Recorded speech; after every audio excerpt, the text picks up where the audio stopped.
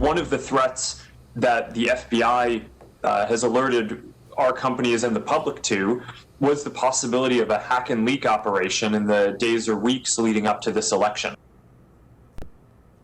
The possibility of a hack and leak operation.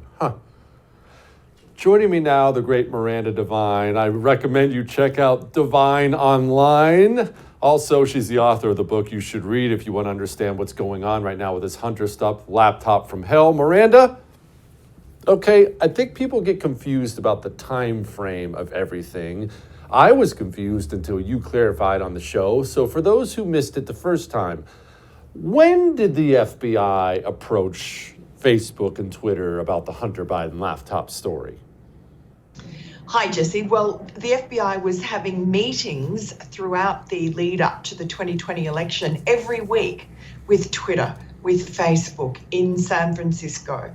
And that was during those meetings, we know that they basically pre-bunked our story. Before it came out in October, they were telling Twitter to expect a hack and leak operation by state actors, meaning Russia, likely involving Hunter Biden, likely to happen in October. And of course, that was when our story came out, October 2020, our Hunter Biden laptop story, which implicated Joe Biden in the family influence peddling scheme and would have been very detrimental to his campaign. Okay, Miranda, I have to ask, did they have some sort of a crystal ball at FBI headquarters I wasn't aware of? I guess maybe you should clarify for everybody, how would they possibly have known that you had a Hunter Biden story coming out? Well, they were spying on Rudy Giuliani throughout 2020. The FBI had a covert surveillance warrant on him since about a month after he became President Trump's personal lawyer, going on for 2 years. And that encompassed the period when John Paul MacIsaac, the computer repair shop guy who gave the laptop to the FBI, he was emailing Rudy Giuliani because he was concerned that the FBI had buried it.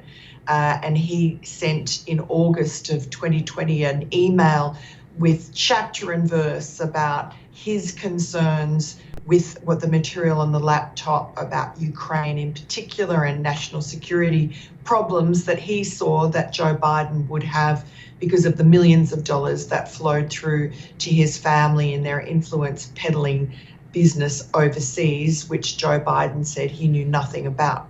And so the FBI would have had access to those emails from John Paul MacIsaac to Rudy Giuliani, and they also would have had access to my communications with Rudy Giuliani in October of 2020, in which they would have picked up that the New York Post was running a story and roughly when it would run.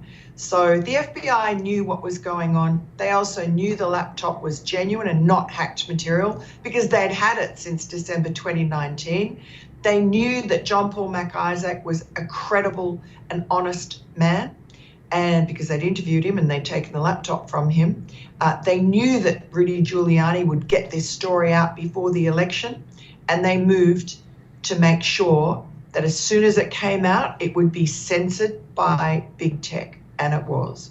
Don't miss Jesse Kelly Breaks History, The Forgotten Genocide, the first episode of a new series available now exclusively for First TV supporters. Visit the First TV app or thefirsttv.com to subscribe and start watching today.